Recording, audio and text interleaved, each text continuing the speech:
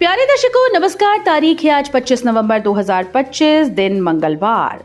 हिंदी तिथि मार्गशीर्ष माह शुक्ल पक्ष पंचमी। आइए नजर डालते हैं हमारे प्यारे राज्य उत्तराखंड की तमाम बड़ी खबरों पर। वीडियो शुरू करने से पहले कमेंट बॉक्स में जय हिंद लिखकर हमें सपोर्ट करें।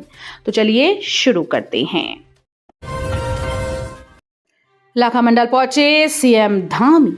मुख्यमंत्री पुष्कर सिंह धामी सोमवार को प्राचीन शिवनगरी लाखा मंडल पहुंचे। यहां उन्होंने प्राचीन शिव मंदिर में विधिवत पूजा अर्चना कर प्रदेश व विश्व कल्याण की कामना की। उन्होंने कहा कि जौनसार बावर के प्रवेश द्वार कालसी में यमुना घाट निर्माण कार्य प्रारंभ हो चुका है, जो क्षेत्र में पर्यटन को नई दिशा देगा और स्थानीय युवाओं के लिए रोजगार के नए अवसर सृजित करेगा। महासू देवता हनोल में 120 करोड़ रुपए की लागत से मास्टर प्लान का कार्य तीव्र गति से प्रगति पर है, जो क्षेत्र की धार्मिक व सांस्कृतिक धरोहर को नई मजबूती देगा।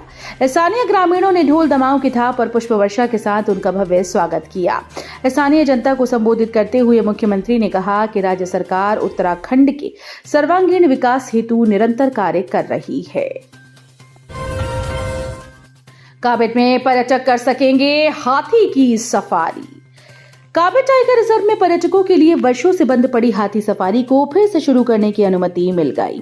देहरादून के मुख्य वन्यजीव वार्डन ने इस संबंध में आदेश जारी कर दिया है। इस निर्णय से देश विदेश के उन पर्यटकों में उत्साह है जो लंबे समय से हाथी सफारी शुरू होने का इंतजार कर रहे थे। काबिट टाइगर रिजर्व अपनी जैव विविधता, रॉयल बंगाल टाइगर और जंगल सफारी के लिए विश्व प्रसिद्ध है। हाथी सफारी की बहाली से पाक की पर्यटन गतिविधियों में महत्वपूर्ण वृद्धि होने की उम्मीद है। जून 2024 में हुई राज्य वन्यजीव बोर्ड की बैठक में इसे हरी झंडी दी गई थी, जिसके बाद विभागीय औपचारिकताएं पूरी कर अब इसे लागू किया गया है। जारी आदेश के अनुसार हाथी सफारी काबिट के ढिकाला और बिजरानी दोनों प्रमुख जोन में शुरू की जाएगी। उत्तराखंड में 51 शिक्षकों पर गिरेगी गाज। शिक्षा विभाग ने नोटिस भेजा, जानिए क्या है पूरा मामला। उत्तराखंड में 51 शिक्षकों पर गाज गिरने की सूचना है। इन सभी शिक्षकों पर फर्जी प्रमाण पत्र से नौकरी प्राप्त करने का आरोप लगा है। शिक्षा विभाग ने इन 51 शिक्षकों को नोटिस जारी किया। मिली जानकारी के अनुसार ये मामला 2022 से सामने आया था, जिसमें दिव्यांगता कोटे से फर्जी प्रमाण पत्र बनाकर शिक्षा पद पर नौकरी ली गई।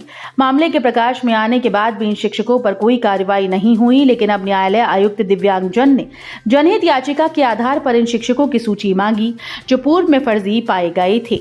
वहीं अब शिक्षा विभाग ने भी उन्हें नोटिस जारी कर दिया है, जबकि इससे पहले शिक्षा विभाग ने मामले की जानकारी पर कोई एक्शन नहीं लिया। इस मशहूर मार्केट में प्रशासन ने मारा छापा, मचा हड़कंप। उत्तराखंड में रामनगर के मुर्गा मार्केट में फैली गंदगी के लगातार मिल रही शिकायतों को गंभीरता से लेते हुए प्रशासन ने सोमवार को बड़ा अभियान चलाया। उपजिलाधिकारी प्रमोद कुमार ने अचानक छापा मारकर मौके पर निरीक्षण किया। कार्रवाई की जानकारी मिलते ही कई दुकानदार अपनी दुकानें बंद कर मौके से फरार हो गए। इसके बाद एसडीएम ने तुरंत नगर पालिका ईओ आलोक उनियाल और वरिष्ठ पशु चिकित्सा अधिकारी डॉक्टर राजीव सिंह को मौके पर बुलाया और पूरे क्षेत्र का निरीक्षण किया। निरीक्षण के दौरान बाजार में गंदगी, अव्यवस्थित काटने की व्यवस्था और खुले में पड़ा कचरा देखकर एसडीएम ने दुकानदारों को कड़ी फटकार लगाई। बैडमिंटन खिलाड़ी लक्ष्य सेन ने जीता ऑस्ट्रेलियन ओपन सुपर 500 खिताब। सीएम धामी ने दी बधाई।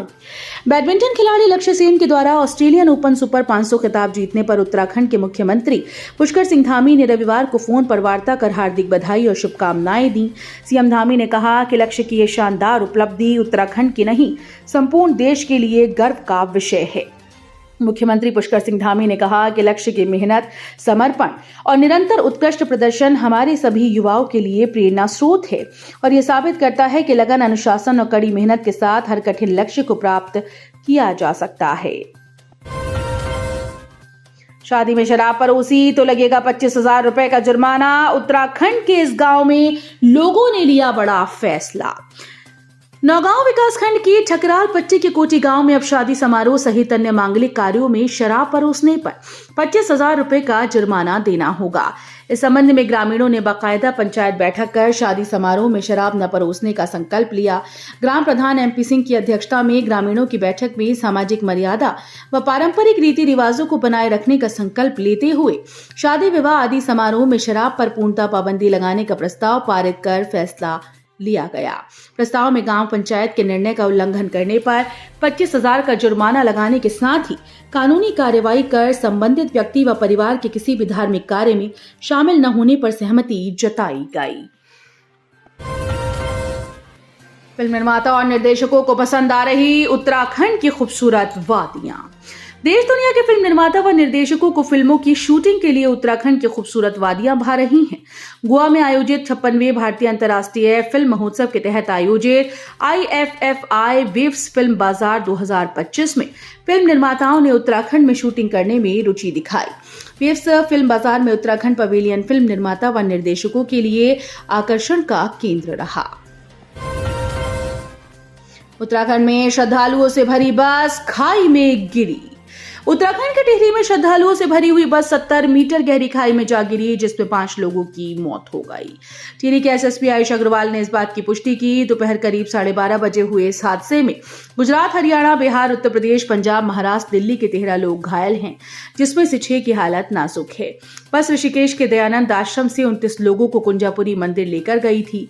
यहीं से लौटते वक्त कुंजापुरी हिंडोला खाल के पास अचानक बस के ब्रेक फेल हो गए और ड्राइवर ने बस से कंट्रोल खो दिया। भाजपा नेताओं के खिलाफ FIR की मांग की। ब्लॉक कांग्रेस कमेटी गरुड़ के अध्यक्ष गिरीश कोरंगा के नेतृत्व में कांग्रेस कार्यकर्ताओं ने सोमवार को बैजनाथ कोतवाली में एक ज्ञापन सौंपा। इसमें भाजपा नेता शेखर वर्मा, उत्तराखंड भाजपा IT सेल और अन्य भाजपा नेताओं के खिलाफ आपराधिक प्राथमिकी दर्ज करने की मांग की गई। उत्तराखंड हाईकोर्ट का DDA पर सख्त रुख। उत्तराखंड हाईकोर्ट ने सुखाताल झील के सौंदर्यीकरण मामले में जिला स्तरीय विकास प्राधिकरण पर सख्त रुख अपनाया। कोर्ट ने DDA को 1 सप्ताह के भीतर कार्य प्रगति रिपोर्ट दाखिल करने का निर्देश दिया। यदि रिपोर्ट पेश नहीं की तो शहरी विकास विभाग के सचिव और DDA के अध्यक्ष को 1 दिसंबर को अदालत में व्यक्तिगत रूप से उपस्थित होना होगा। उत्तराखंड में 35 घरों पर चला बुलडोजर। उत्तराखंड के देहरादून में जिला प्रशासन के साथ ऊर्जा विभाग की टीम ने 35 घरों पर बुलडोजर चला दिया। अवैध निर्माण पर यह कार्रवाई झकरानी ढालीपुर कुल्हाल में हुई।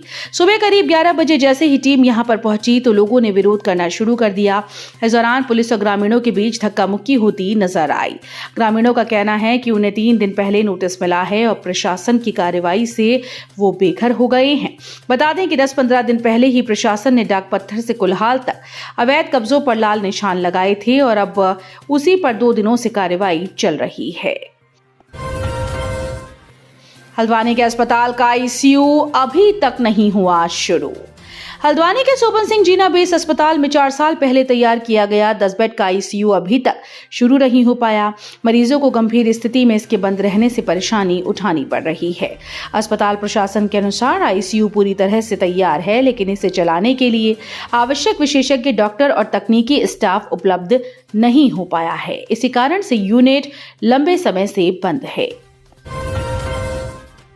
पूर्व CM हरीश रावत ने डैमेज कंट्रोल के लिए भाजपा पर किया जबानी हमला। पूर्व मुख्यमंत्री हरीश रावत ने पूर्व कैबिनेट मंत्री और प्रदेश कांग्रेस चुनाव प्रबंधन समिति के अध्यक्ष डॉक्टर हरक सिंह रावत पर हमलावर रहने के बाद अब डैमेज कंट्रोल शुरू कर दिया है। हालांकि राजनीतिक गलियारों में चर्चा जोरों पर है कि हरीश रावत अब प्रदेश में पार्टी का कोई भी महत्वपूर्ण दायित्व नहीं संभाल रहे हैं। मां की शर्मनाक करतूत, 1.5 लाख में बेटी को बेचा, खरीदार ने अवैध संबंध बनाए और मारपीट की। उत्तराखंड के हरिद्वार से दिल दहला देने वाली घटना सामने आई, जहां एक कलयुगी मां ने अपनी बेटी को 1.5 लाख में बेच दिया। आरोप है कि खरीदार ने उसके साथ अवैध संबंध बनाए और मारपीट की। पीड़िता की तहरीर पर पुलिस ने आरोपी के खिलाफ मुकदमा दर्ज कर जांच शुरू कर दी है। तो ये थी उत्तराखंड की बड़ी खबरें। हम मिलेंगे अगले बुलेटिन में, तब तक के लिए धन्यवाद।